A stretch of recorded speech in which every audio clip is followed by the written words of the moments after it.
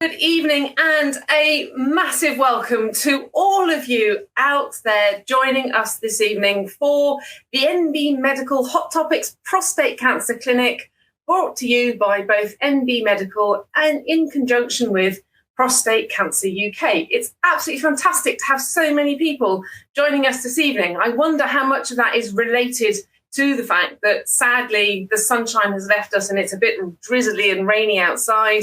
Or maybe you just want a quick hour of CPD in the company of myself and my fabulous colleagues.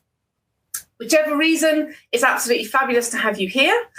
Let's do a very brief round of introductions so that you know what you're in for the next 60 minutes. My name is Kate Digby. I am a GP partner in the beautiful town of Cirencester in the Southern Cotswolds. I do quite a few different roles in the practice. I'm a trainer, and one day a week I work with our local training scheme, training up the future GPs to make sure that they are able to carry the mantle on when we all go off and retire. I have recently started working with our local PCN, and I've been working with NB Medical for many years now, delivering our courses, writing our cancer book, and of course delivering clinics like this in conjunction with some fabulous cancer charities. I am not alone this evening, and I've just got two quick introductions to make. So let's see if the technology is working. As I say in true breakfast telly style, Natalia, are you there? Would you like to say good evening? Thanks, Kate. I'm here. Hi, everyone. I'm very glad to be with you today. I'm Natalia Norori. I am Data and Evidence Manager at Prostate Cancer UK. I have a master's in epidemiology, and I'm passionate about using real-world data as a tool to inform public health interventions and improve prostate cancer care. I've been with Prostate Cancer UK for around 2 years now, and prior to joining, I focused on exploring the value of open data as a tool to provide insights about the healthcare need of certain groups affected by humanitarian crisis. And yeah, I'm really glad to be here today, and I hope you enjoy the hour. That's fabulous. Thank you very much, Natalia. We're very lucky to have an expert in our midst. And backing us up this evening, not only do we have Daniel waiting in the wings for any technical problems, but we've got the rather lovely Neal Tucker, who is going to be our question fairy for this evening. So, Neal, are you there? And would you like to say good evening?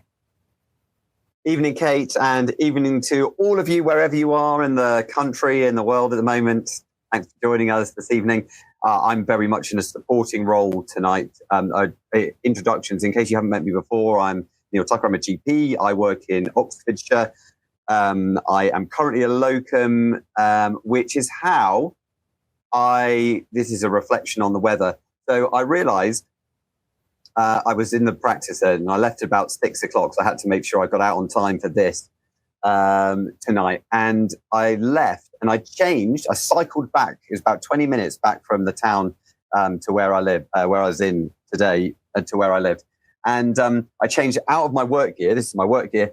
And I changed into some Lycra to get home because it was raining. And I realized when I got home that I've left my pants on the floor in that practice. So whoever, well, I know whose broom it is, and I know when she goes in tomorrow morning, she might find my pants there unless the cleaners have turned them up. If you have any embarrassing stories from the practice, not keep them clean, but please do pop them in the Q&A box. And that's what I'm doing tonight. So I'm doing the Q&A box. So do get typing with your questions, your comments. Please do share your experiences. I'd be interested to know how the system works where you are. The Q&A box, just in case you haven't used it before, is not an open chat box. Anything you type in there comes to me first. Sometimes I'll answer it directly. Sometimes I'll answer it in the little Q&A breaks that we'll have between Kate and Natalia's sections. And sometimes I might reflect it back to the group. When we do that, everything's anonymized, so don't worry that your name's going to be all over it. But it's useful to just share that information, those thoughts, those comments with the group. So please do get in touch. Anyway, we've got lots to do. That's enough from me. Back to you, Kate. Thank you very much, Neal. I am feeling ever so slightly sorry for the cleaners that are coming in to sort your clinical room out this evening. I do hope that they just sort of push them into the corner, perhaps, so that they're not on full show for everyone tomorrow. Anywho, right, what are we going to cover in the next 60 minutes? We are going to have obviously focusing on prostate cancer, we're going to consider some of the diagnostic challenges that surround prostate cancer. COVID had a massive impact. We cannot avoid discussing that, unfortunately, because of the knock-on effect that COVID has had. And it's flagged up some really striking health inequalities in the realms of prostate cancer diagnosis. We're going to really think about the symptoms and indeed the risk factors for prostate cancer, because this is an area that is really coming into the limelight now. The sort of identification of those patients at highest risk of prostate cancer is becoming an increasingly important part of our role. And as part of that, of course, we will talk about the humble PSA test, which, of course, is the blood test we have available to us to help us try and diagnose prostate cancer at an earlier point in time. Natalia is going to look at some of the evidence and the data that sort of has furnished the change to the diagnostic pathway, which we're seeing not necessarily relevant for us in primary care, but it's important that we know what journey our patients take when they are referred. And Natalia's got some really interesting developments in that area.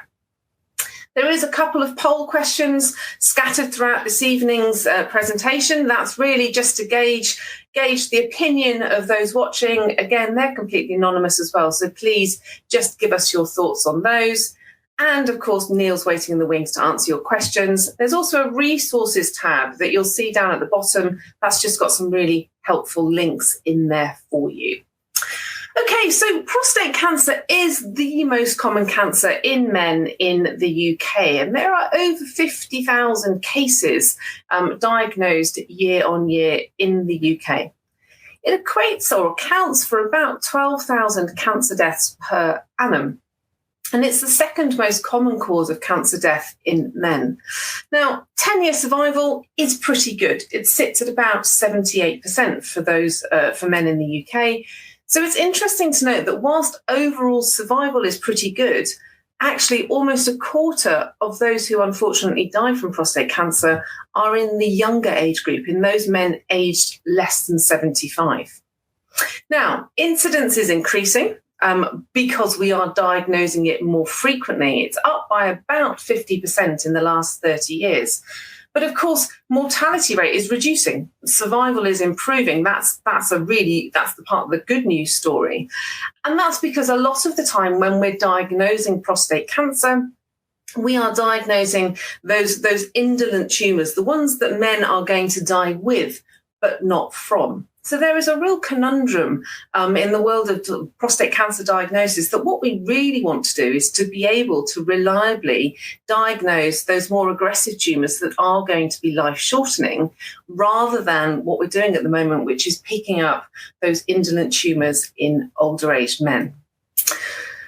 Let's get the COVID impact out of the way. And this is a good graph that just sort of demonstrates the impact that the pandemic had on prostate cancer diagnosis specifically.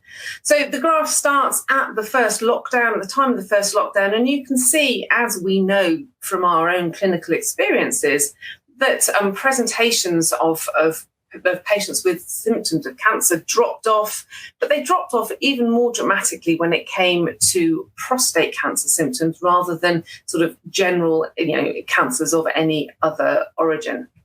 And actually, 2-week referrals fell by over 80% in that first lockdown in March 2020. It was a remarkable drop in those presenting with symptoms.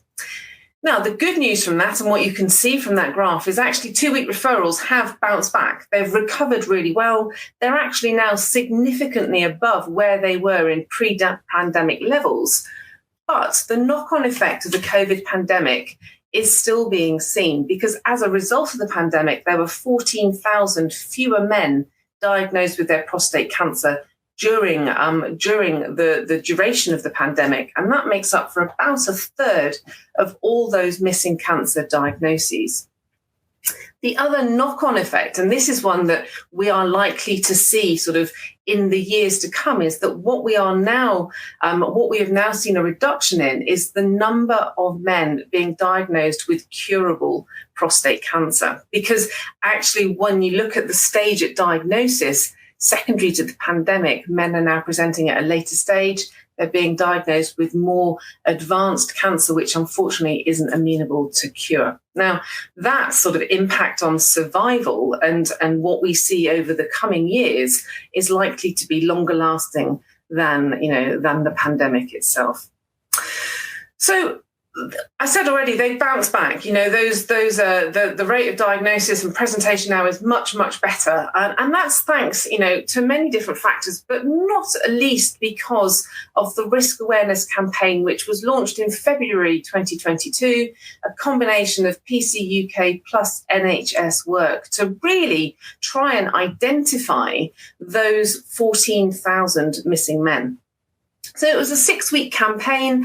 You may well have seen it over social media, on the radio, in the papers. It was really, the coverage was really very good. And over that 6-week period, more than 500,000 people went on to PCUK to use the risk calculator and see whether or not they were deemed at high risk of prostate cancer. The campaign was really very simple. It was encouraging men to go and use the prostate cancer risk checker. And if they, having answered the questions, were found to be high risk, the messaging was really to go and see their GP to discuss having a PSA test. So the impact, which you can see in the data, was really very good. 23% more 2-week referrals in March 22 compared to February 22. Actually, if you compare it sort of 1 year to the other, it was 30% higher in March 22 compared to March 21. And if you think we're looking for 14,000 extra cases, well, on the back of all the efforts of last year, actually 6,000 extra men were diagnosed in 22-23. So that's a really positive step. And really the risk awareness campaign, whilst it's not now live, the messaging really remains the same. So what risk factors are we really thinking about when it comes to prostate cancer? Maybe the big one is ethnicity. Black men have double the lifetime risk of developing prostate cancer compared to white men. And the other point to note is they often develop it at a younger age. So for Black men, the lifetime risk is a 1 in 4. For white, it's 1 in 8. The other big area, which is a sort of accounts for the prostate cancer risk, is family history. So if you have a man whose father had prostate cancer, that doubles his risk of developing the disease. If he has a brother who has prostate cancer, the risk goes up 3-fold.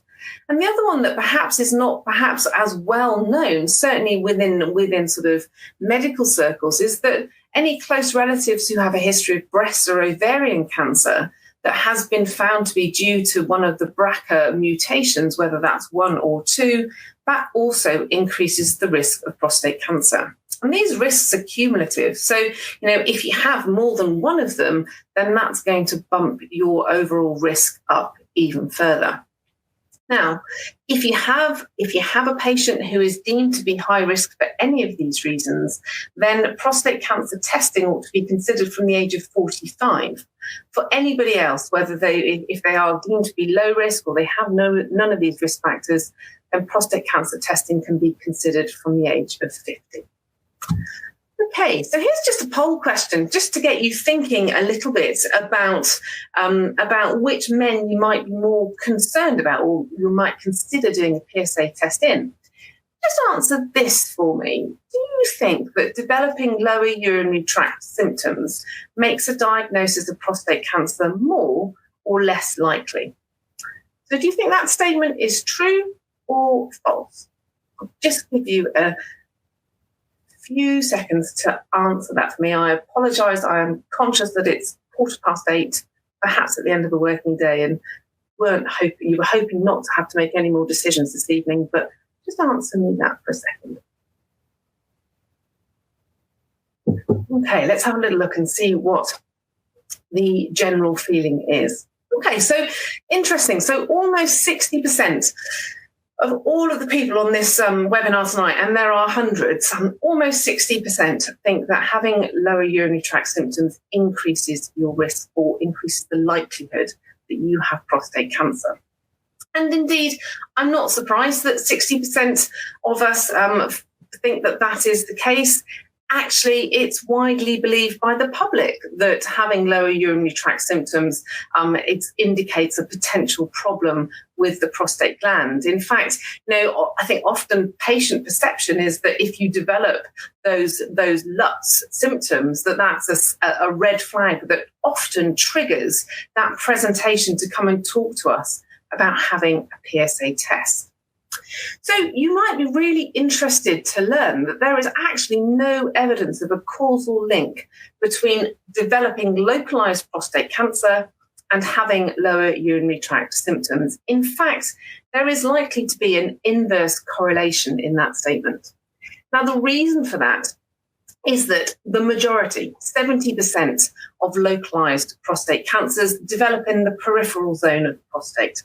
So in the peripheral zone, they are not going to have any sort of they're not going to develop any symptoms at all, because lower urinary tract symptoms are caused by swelling in the central part of the prostate gland, which leads to urethral compression. So actually, men with localized prostate cancers, when they occur in the periphery, are going to be entirely asymptomatic. So the flip side to that is actually, if you wait until you have troublesome LUTS before you go to see your doctor to discuss possible PSA testing, then you are potentially delaying that diagnosis of a localized curable cancer. And this is where there's been a bit of a shift in the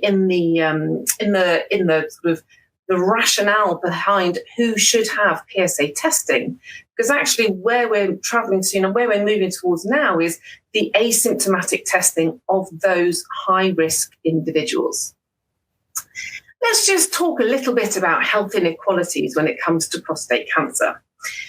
Unfortunately, there are high rates of metastatic disease on presentation in areas of high deprivation. There is almost 30% more likely to have metastatic disease if you live in the most deprived areas of the UK compared to the least. And that inequality, actually, you can see that very clearly on geographical data. So 20% of men diagnosed with prostate cancer in the northeastern Yorkshire, when they're diagnosed, have metastatic disease. And that actually is, compared to London, it's just 12.5%. So you can see, again, when you start thinking about health promotion and messaging, there's got to be ideally some really targeted health promotion to raise awareness of these risks, to encourage the use of that prostate cancer risk checker, and then, of course, to go and see the GP for a discussion around the PSA test. So let's talk about the PSA blood test now, because it is the only blood test we currently have available. And unfortunately, it has its limitations, which are worth bearing in mind. So both the sensitivity and the specificity of the PSA blood test are not great. Only 1 in 4 men who have an elevated PSA of somewhere in the range of 4 to 10 actually are diagnosed at the end of the day with prostate cancer. 1 in 50 men who have a high-grade prostate cancer will have a normal PSA. Furthermore, PSA blood tests are affected by medication, and it's well worth bearing this in mind if you are testing patients who happen to be on a 5-alpha reductase inhibitor, such as finasteride. Those types of medications actually halve PSA levels. So when you are then considering, what their PSA is and does it cross a threshold for referral, you need to remember to halve those referral thresholds because of the knock-on effect of the finasteride or dutasteride. Furthermore, PSA rises, so you can have false positives if you've had a recent UTI, if you've done any vigorous exercise or ejaculated within a 48-hour period window before having the blood test. And indeed, if you've been catheterized or had any form of prostate biopsy, your PSA will be elevated for at least 6 weeks after that. So perhaps, given its limitations, it's not surprising that we haven't currently got a national screening program for asymptomatic individuals here in the UK. And actually, we're not. That's not unusual. There's only 2 countries in the world who currently have a population-based screening program for prostate cancer.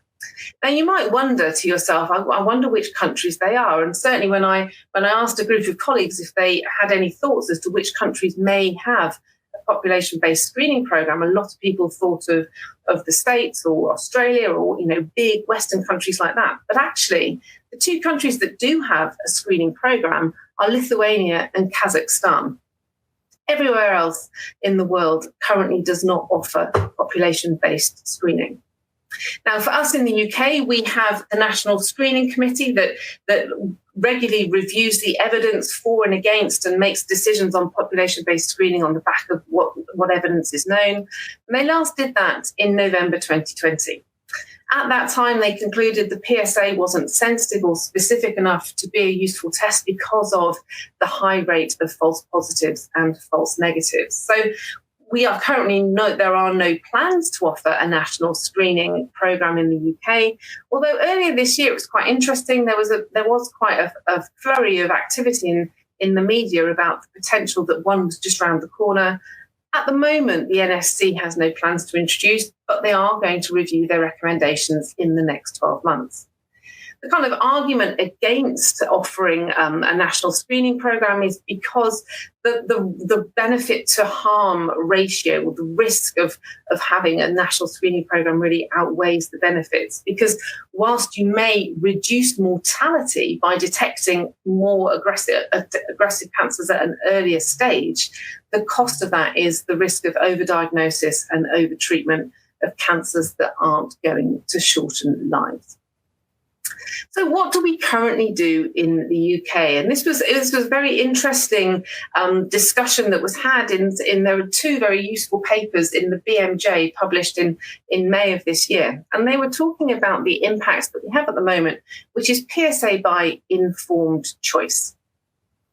At the moment, as you well know, because you're all jobbing GPs like me, asymptomatic men often come in to talk to us about having a PSA test. And it's almost an example of shared decision making. But actually that leads to a fairly unsystematic, almost scattergun approach to testing, because what we actually see in the UK is that those least likely to benefit from PSA tests are more likely to come in and ask for a test. So in the UK, men aged 80 to 89 are twice as likely to request a PSA from their GP than men in their 50s. But of course, those older men are far more likely to be diagnosed with an indolent disease that won't shorten their lives. What we really want is to pick up those younger men who may have more aggressive disease. We also see, and this is another example of inequality, that PSA testing is more common in the wealthier and the more educated. And it's just another example. But those who are more aware, they are better read, they've spoken to their friends, that they are more likely to come and talk to us than those that perhaps really need to be tested. What advice can we give to men who do present to us asking for a PSA test? Because one of our roles here is to make sure men are aware of the limitations of a PSA blood test. So the Prostate Cancer Risk Management Programme, or the PCRMP, they're our go-to guideline for men who do not have any symptoms of lower urinary tract symptoms, so asymptomatic men. And these were last updated last year, and they state that we ought not to be proactively raising the issue of PSA testing with asymptomatic men. And if asymptomatic men do request a PSA, then we actually just need to make sure they're aware of the limitations of the blood test so that they can make an informed choice to go ahead and have it tested, knowing its limitations. So there's a useful patient information leaflet that PCRMP have put together, and that is the sort of thing to link, to a text message to send to men who ask about a PSA. There's no specific recommendation in the PCRMP as to whether or not, if men come asking for a PSA test, we should also offer a rectal examination to palpate prostate. Because, of course, it can be useful if you feel a craggy, hard, knobbly prostate. Then, of course, that's going to heighten your concern that there may be something going on, compared to that sort of benign, smooth enlargement where the prostate gland has lost its sulcus. There is a sort of subtle changes. But of course, we know when we do a rectal examination that we're only literally able to palpate a small proportion of the prostate gland. and a normal feeling gland does not exclude a cancer.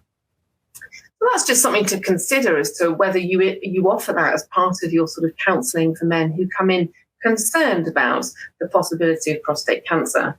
And later on this year, the PCRMP are planning to update their patient information leaflet. The draft copy looks like it's a simplified version, and really emphasising this informed choice. So our role in this really is to ensure that men are well informed with the current guidelines. So things to think about when you have your next patient come in to see you in the surgery to ask you about whether they could have a PSA test. Firstly, ask yourself, are they high risk for prostate cancer? Consider their family history, consider their ethnicity. Don't offer a PSA test if they've had a recent urological procedure or UTI. And of course, advise them not to do any sort of vigorous exercise or ejaculate in the 48 hours before they go for their blood test. It is important to let them know that only 25% of men who have an elevated PSA actually turn out to have prostate cancer. So that false positive rate is quite high. And of course, the false negative rate is not insubstantial either. So PSA is normal in 15% of men with prostate cancer, though it's fair to say those are usually low-grade disease. And of course, a PSA isn't going to help distinguish between aggressive and non-aggressive tumours. The other bit, the final sort of bit of advice is that if they do have an elevated PSA, then they may well need referral to the urologist for further investigations.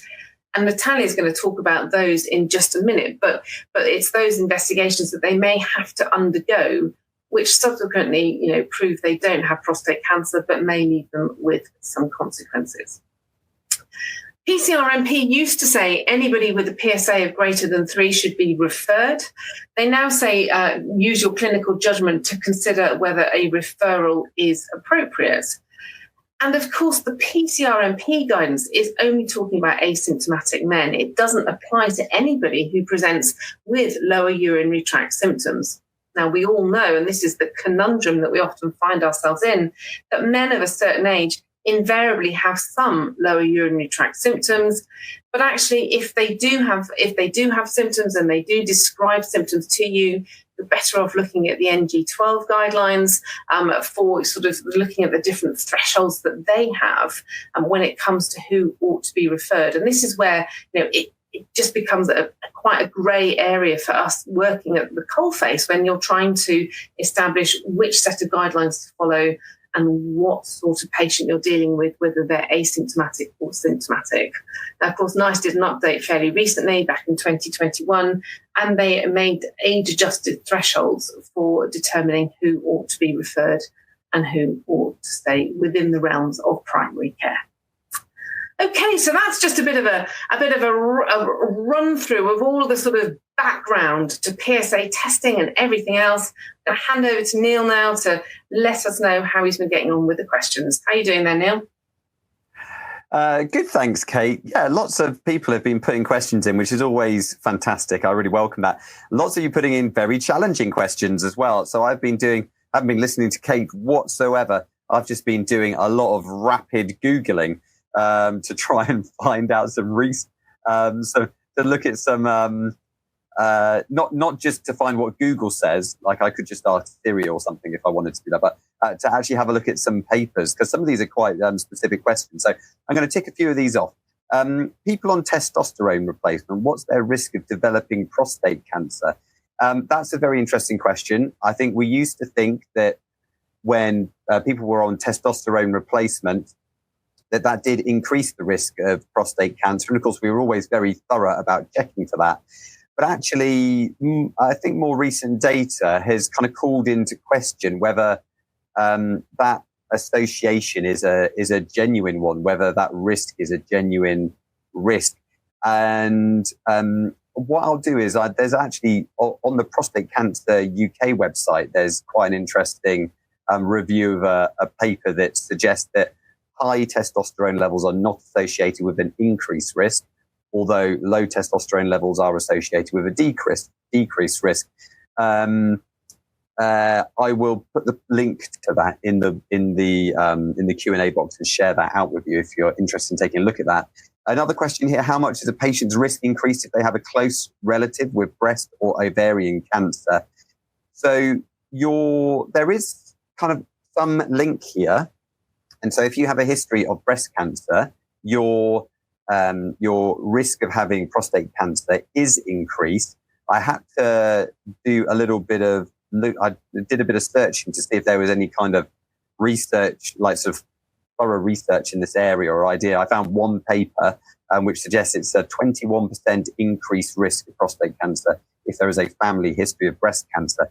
But I mean, I take all of these with a bit of a pinch of salt. I'm sure there must be other papers out there that have probably found a different one. And of course, it'll depend who the relative is, what type of breast cancer they've got, the person's own personal risk, and all those kind of factors, which will change things as well. Someone asked about what's the sensitivity and specificity for the old acid phosphatase test. Now, this was fascinating because I've never, ever heard of an acid phosphatase test. Maybe I'm just not old enough. I thought I was kind of getting on in the world of general practice. So after a very small amount of looking, I basically found that this test is described as is redundant. It sounds like it must be pretty bad. I think I don't know what this. I couldn't find any data on your question specifically, but the specificity must be pretty bad because you get this acid phosphatase being expressed by a range of different tissues. So I think that's probably useless.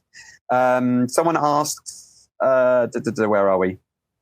How often do people actually ask patients about ejaculation or exercise in the 48 hours prior to PSA testing? Well, I rarely would do a PSA test straight away, like on the day. I would always tend to bring them back, and then I would always warn them about these and tell them not to do those things. What the phlebotomist does at the other end, actually, I can't say, but I have at least counseled them on that. Someone just commenting, whenever I counsel men, they're always concerned about the risk of a high-risk cancer. So, yeah, you're quite right. If we're talking to them about high and low-risk cancers, then most people's brains switch off at the high-risk cancers. And most men, as we know, will probably still want to have a test despite our counselling. And we'll talk more about that. Natalia is going to talk more about that in a second, and about how things may be changing that idea. And now there's millions of questions. So thank you. Keep them coming in. I'm going to hand over to Natalia now because we've got a lot to get through, and I'll pick off your questions as she's chatting. Okay. Right. Thanks, everyone. Keep them coming in.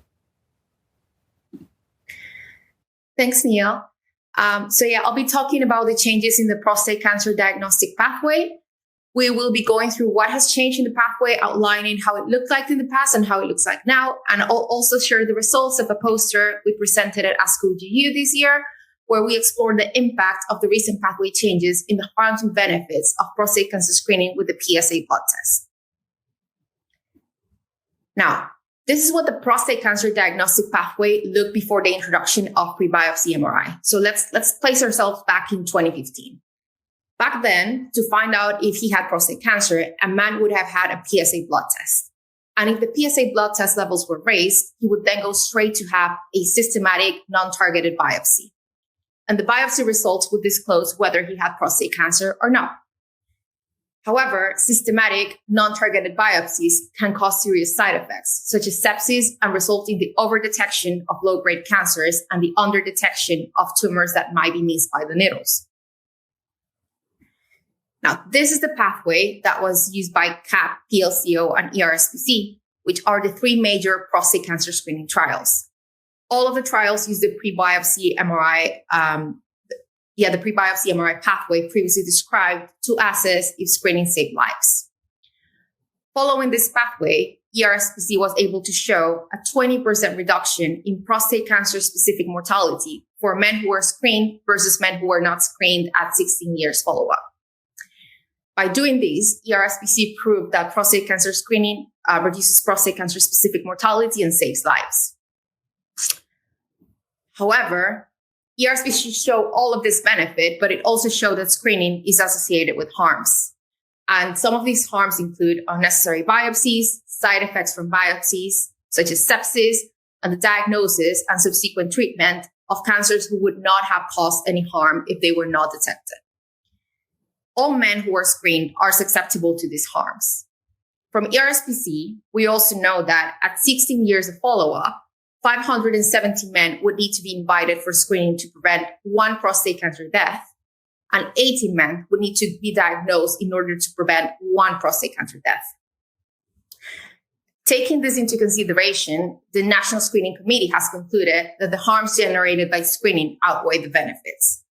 And we have tried to illustrate the harms and benefits in screening in this seesaw image on your right. So in that seesaw, you can see that a smaller amount of men are getting a large amount of benefit, which is having their life saved.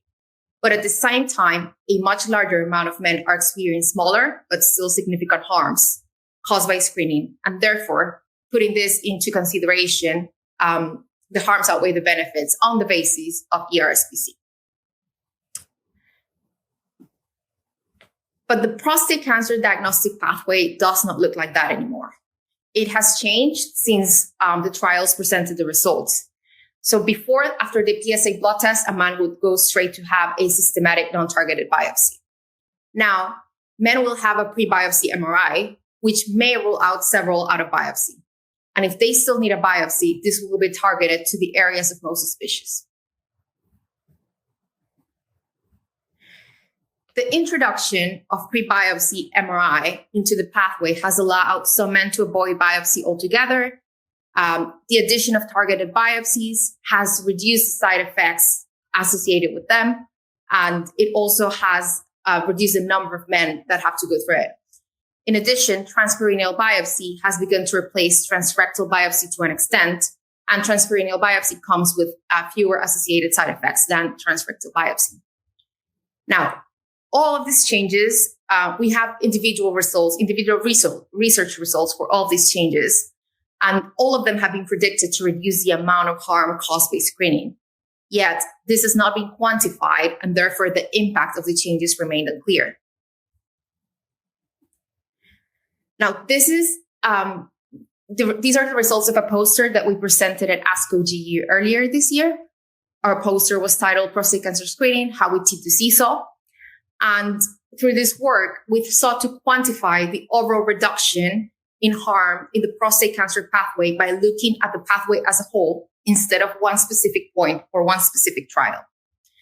So in order to do this, we developed a modern pathway model by analyzing individual results from prospective trials and real-world data studies, and individual results from national audit data from the NHS.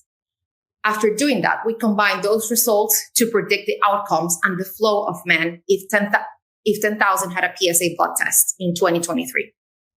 So what we did is that we estimated how many men would be harmed at specific points. So our analysis resulted in the modern pathway that you can see here below.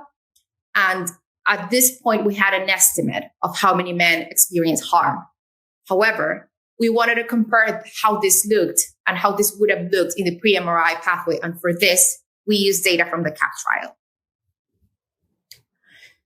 So the CAP trial randomized men to a screening invitation followed by the PSA test and a biopsy. The PSA levels were raised versus not having a screening invitation. The CAP trial is representative of the pathway used to diagnose prostate cancer before the introduction of pre-biopsy MRI, which was also used in the ERSPC trial. Because of the way the data is published in ERSPC, we were unable to use ERSPC data for this, but we're confident that the results from the CAP trial can be extrapolated to this to show the pre-biopsy MRI pathway. Now, in here, we assume that the same number of men would have a raised PSA in both pathways. However, the flow of men is different because of the changes of this pathway. We can see in here that the number of men who had unnecessary biopsies and experienced sepsis was reduced after the introduction of MRI and targeted biopsy. We saw overall that fewer men were experiencing harm in the modern pathway when compared to the old pathway. Now, both the modern pathway and the pathway that we model based on CAP data were based on trials. we wanted to test if the reduction in harm that we were seeing in trials was actually delivered in the real world. And for that, we added audit data to our model from a consortium of NHS practices. This includes Rapid in London and the Southwest of England Prostate Dashboard Study Group in the Southwest. We hope to see that the real world outcomes would be as good as predicted by the trials. And we were slightly surprised when we saw that the outcomes that we're seeing are actually even better. So in the middle, we have our model. Then in orange, we have the CAP trial data. And then in blue and gray, we have data from Rapid and the Southwest of England. In both Rapid and the Southwest, we saw a much larger reduction in the number of men who go through unnecessary biopsies and the number who experience sepsis as a result of that biopsy. There was also a large reduction in the number of men diagnosed with clinically insignificant prostate cancer, as well as the number of men who don't have prostate cancer but go through the biopsy. So what we see in here is that the model produces that we reduce harm, and data from the real world suggests that the reduction in harm is even greater than what was predicted in the model when taking these two specific regions as case studies. So this is a bit of a summary where we can see the changes in the total proportion of men who experience harm when comparing the old pathway, so the CAP trial pathway, with our 2023 model and the real world data from the NHS. We were talking about numbers before, now we're looking at whole proportions. And in here, we can see we're focusing on 3 main points of harm that we can measure. And we can see how the proportion of men having a PSA test who have a biopsy showing no cancer has gone from 9.46% in CAP to between 2.3 and 1.5 when looking at actual practice. And now this is much less than what we predicted in the pathway model, that we predicted that 6.4% would have a biopsy showing no cancer. And we can also see a reduction in the proportion of men having a PSA test, which have clinically insignificant prostate cancer. This has been reduced from 3.8% in CAP to between 0.7 and 0.8% in the actual practice. And finally, and one for me that's very interesting, is that we can see that the proportion of men having a PSA test who suffer sepsis has gone down from 0.1% in CAP to 0.02% in London based on Rapid data. So yeah, we see a significant reduction of harm predicted and in the harm delivered in real life. So what does this tell us? Well, our research shows that the harms of prostate cancer screening have been reduced throughout the pathway. A big limitation of this piece of work is that we were unable to measure changes in the long-term sources of harm, such as overtreatment. We were also unable to measure changes in the benefit, which includes a reduction in prostate cancer-specific mortality and a reduction in metastatic disease progression. It's also important to note that the diagnostic pathway for prostate cancer has improved, but we can still do better, and further harm reductions are still possible in specific points of the pathway. Now, we believe that the harms have reduced to a point where they may be outweighed by benefits, but we still don't know if this reduction has been enough to recommend screening. We need further analysis to find this out, and the National Screening Committee is reviewing that evidence right now. Although we may not be able to say for sure if these changes are enough for screening, we can confidently say that the introduction of MRI and MRI-guided biopsies has changed the prostate diagnostic pathway for better. After these changes, harms across 3 key measures have been reduced. We can see that the pathway is definitely not the same that it was in 2015, and this includes a significant decrease in the proportion of men experiencing sepsis to just 0.02% or 0.07% if you look at data from the model of men having a PSA test. And as a result of this harm reduction, we can be more confident in proactively encouraging high-risk men to learn about their prostate cancer risk and consider the PSA blood test. So these are the outcomes of our work. I just want to walk you through some of the resources that we have. So Prostate Cancer UK is here to support you. We offer free education for health professionals, including online learning, education bursaries, and more. Our specialist nurse service provides support and information to anyone affected by prostate cancer. And we also have health information for you and your patients. For more information of this, we have placed links to our health professional websites through resources, and you can see our Twitter hashtag in there. So thank you for your attention. I'll pass to Neal for questions now. Thanks, Natalia. That is a window into the future of where things may be going. Well, if the future is now, it'd be interesting to know if in your area, wherever you are joining us from, whether this is something that's been translated into your local practice yet. Couple of questions from people. So I'll do this one. Actually, this is not quite so relevant to exactly what Natalia's just been talking about, but is a question that's kept on coming up. Do you think we need to offer a digital rectal exam for asymptomatic men when asking who are asking for the PSA test? This is a question that we go round and round in circles with, isn't it? Because, for instance, the NICE guidelines, and strictly speaking, I think the NICE guidelines, this is when men are symptomatic and they're talking about getting a PSA test, then the words they use now is simply consider doing a digital rectal exam. But they also say consider doing a PSA test. There's a lot of uncertainty here. I mean, I have had my doubts, like I'm sure many of you had, about how much additional benefit a digital rectal exam will actually have for people. I mean, certainly if you identify some kind of craggy mass on a DRE, then that is useful information. But let's be honest, how often does that happen? So, yeah, be interested to know everyone's opinions on that. Someone's asking, what's the eligibility criteria for the kind of multi-parametric MRI and biopsy? And I've just kind of trying to clarify what these were, but basically, almost everyone will be able to have this MRI. There'll be very few, and biopsy, I think there's going to be very few medical conditions which would prohibit you doing that. Even they say you can still have an MRI scan if you have some metal parts in your body, but they'll let the radiographer and the doctors decide that. So if you've got pacemakers, cochlear implants, metal of whatever sort in the body, then that needs to be flagged up. And then there was one last question. There's loads that are coming out. Oh, someone's asked, and I don't know the answer to this. If any artificial intelligence, is it being artificial intelligence be used in the UK for automated detection of prostate cancer tumor suppression gene, AIQP10, and the loss of that gene? I've absolutely no idea because I've never heard of that before. If Natalia has any ideas, Kate, or any of you out there, please fill me in and I can share it with the group. Meanwhile, I better give you back to Kate. We've got a bit more to do before we finish tonight.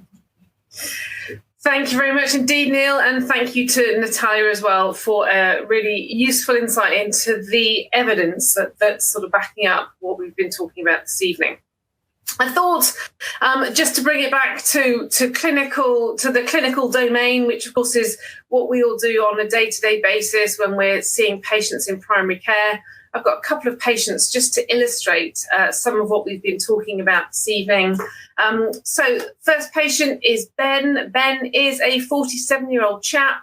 He is fit and well and has no lower urinary tract symptoms at all. Now, he is a proactive chap. He's been on to PCUK. He's done the risk checker. And on the back of that, he has booked to talk to you about his risk. The other patient that we're going to talk about, and this is a nod to the fact that it is the 4th of July, is Jerry. And Jerry is a 77-year-old chap. Again, he's fit and well. He's got no family history of cancers that we would be more concerned about. But Jerry is a golfer, and one of his golfing buddies has just been diagnosed with a prostate cancer. So Jerry actually would like to talk to you about having a PSA blood test as well. So as part of that sort of workup, you ask him a few questions about his current symptoms, and actually he describes what what could be described as mild lower urinary tract symptoms. He is, after all, 77 years old. So just questions to get you thinking, really, is would you offer Jerry a PSA blood test? And what PSA threshold would you have in your mind to use as a threshold beyond which you would want to refer him? So let's just think a little bit about the considerations for Ben and Jerry. So although Ben is only 47 years old, he has, as we now know, double the lifetime risk of prostate cancer because he is Black. So actually, given he's deemed high risk, and that's exactly what the risk checker told him, he is very sensibly asking for a PSA test. Now, if his PSA came back and was 3 or above, at that stage, we would consider an urgent referral. And this is an interesting concept to just think about, is that actually in a chap like Ben, who's completely asymptomatic, the absence of lower urinary tract symptoms in men who then have an elevated PSA is an independent risk factor for prostate cancer and actually ought to make you be more worried rather than less. So this sort of leads into thinking a little bit about proactive case finding. And this, for those of us that work in England, and I'm absolutely certain that we have on the webinar this evening people working in other parts of the UK, but for us in England, we have the PCN DES. And this year, they have continued with what they had us doing last year, which was focusing on prostate cancer and encouraging us to develop and implement a plan to increase the proactive and opportunistic assessment of patients for a potential cancer diagnosis. So here's just a really simple quality improvement idea for you to think about, take back to the practice tomorrow. It would be relatively easy to do those searches on our patients looking for men who are likely to be higher risk based upon the risk factors that we've considered. And actually, why not send a batch text to all of those men, with wording not dissimilar to something like this, encouraging them to click on that risk checker and then to do the check and come and see us or talk to us if they are told they are high risk. And actually, even if we did that, that would almost offer a more consistent approach for us, either at practice or you could even extrapolate this and do this at a PCN level, so that we're trying to level that playing field and actually ensure or try to ensure that men at higher risk of prostate cancer have both equitable and timely access to PSA testing. So Ben undergoes a PSA test. His PSA test comes back and it's 2.2. So, that is below that referral threshold set by the PCRMP. What should we do with Ben at this stage? Should we follow him up? Because his PSA is not negligible. It's just not beyond a threshold with which we'd want to refer. So should we follow him up? And actually, how frequently should we be doing this? And here comes another clinical conundrum for us. And, I frequently consider options in men like Ben, because whilst we have really good national guidelines on how to sort of monitor men who have been diagnosed with a localized prostate cancer, we quite often have men referred to urology. They get diagnosed and then they get sent back to us for surveillance with a very clear management plan set by the urologists that if their serial PSA exceeds a certain number, we need to refer them back in. So it's fine if you have your prostate cancer diagnosis, but at the moment there is no national guidance on how frequently we should follow men up if they have a raised PSA, which is below that referral threshold. Yet there is some evidence now that having a raised baseline PSA level in midlife is actually associated with an increased future risk of developing a clinically significant prostate cancer. And actually the evidence that is now available, which I'll talk about just now, shows that there is some value of closer follow-up of these men that have a raised baseline PSA. So this data is prospective data. It came from the PCLO cancer screening trial that Natalia talked about. And essentially what happened within the men in that trial is that men aged between 55 and 60 underwent baseline PSA testing and were then followed up for quite a long period of time, up to 13 years, with an endpoint of looking for clinically significant prostate cancer. So by clinically significant, I'm talking about cancer that's got metastatic potential with a Gleason score of more than 7 or stage 2. So ones that are actually going to make a difference in terms of lifetime. The results were really interesting because actually what they showed was that the majority of men, so 80% or more, aged between 55 and 60, had a PSA of less than 2. And actually with a PSA of less than 2, your risk of developing a clinically significant prostate cancer was reasonably small. Indeed, if it was less than 1 at that sort of midlife point, then the risk was really, really small, just 1.5%. However, men with a PSA of greater than 2, and especially men with a PSA of greater than 3, were found to have a greater risk of developing clinically significant prostate cancer over that 10 to 15-year period that followed, and actually are more likely to benefit from more frequent testing. And certainly, if you look at this graph, more frequent testing in the first few years after they are initially tested. So the conclusion from the PCLO study was that a targeted strategy for PSA testing tailored to an individual's baseline level is actually, there is some evidence now to show that would reduce overdiagnosis and overtreatment, but more crucially, improve detection of clinically significant disease, especially perhaps in those younger men. So what can we do for Ben? There's no national guidelines that helps us at this moment in time. There is evidence that Ben may be at an increased risk of clinically significant prostate cancer. The PCLO trial would suggest his risk is somewhere in the region of 10% over the next 10 to 15 years. He's already at high risk given his ethnicity. So we don't have any national guidelines. Perhaps a pragmatic approach here for Ben would be to regularly monitor his PSA over the next few years. If it rises above that threshold, at that point, of course, consider referral. But actually, if that PSA remains static, that's more reassuring and we can just safety net him and manage him expectantly. Finally, what considerations do we have for Jerry? Because actually, Jerry's less likely to have clinically significant prostate cancer. He's not a high-risk patient according to the risk factors. Yes, okay, he has some mild voiding symptoms. So, given that he is symptomatic, it would be more appropriate for Jerry to use those age-adjusted thresholds set by NICE. So, given that his symptoms and his age of 77, we'd actually be considering a referral for Jerry if his PSA was raised beyond 6.5. And at least if we do refer Jerry, we can be more reassured that that biopsy may not be needed because, as Natalia said, almost a third of men are spared a biopsy thanks to the use of a multi-parametric MRI scanning in the first instance. So, final slide from me, just some conclusions to finish. We have done well. We've got 2 minutes, so this is perfect.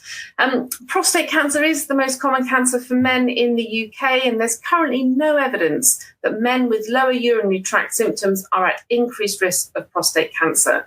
Indeed, remember that inverse correlation that has been suggested. The focus now is on the identification and proactive testing of individuals who are deemed high risk for prostate cancer, once you've counselled them and once they have made an informed choice. So the groups to remember are those men aged between 50 and 70, Black men aged between 45 and 70, and anyone with a family history of prostate, breast or ovarian cancer, again aged between 45 and 70. In many areas, but unfortunately not every area yet in the UK, the next step in the diagnostic pathway is MP-MRI, which has reduced the need for biopsy in at least a third of patients. And if they do have to go on for biopsy, then an MRI-guided biopsy has been shown to be safer. Guideline changes that we've seen recently have reflected this drive to try and identify the more clinically significant prostate cancers. And that was the big change in the NICE guidance back in 2021. As Neal said, you consider PSA testing in men who have lower urinary tract symptoms or erectile dysfunction or indeed hematuria. But those age-related thresholds have almost relaxed the need to refer anybody with a PSA of greater than 3. And then there's this new evidence about baseline PSA testing, showing that actually having a raised PSA aged between 55 and 60 does put your risk of clinically significant prostate cancer up over the 10 to 15 years that follow. So this is some evidence that supports the development of an individualized approach to baseline PSA testing, though at the moment we currently have no national guidelines. Okay, Neal, you have 15, 20 seconds to wrap it all up in the question department.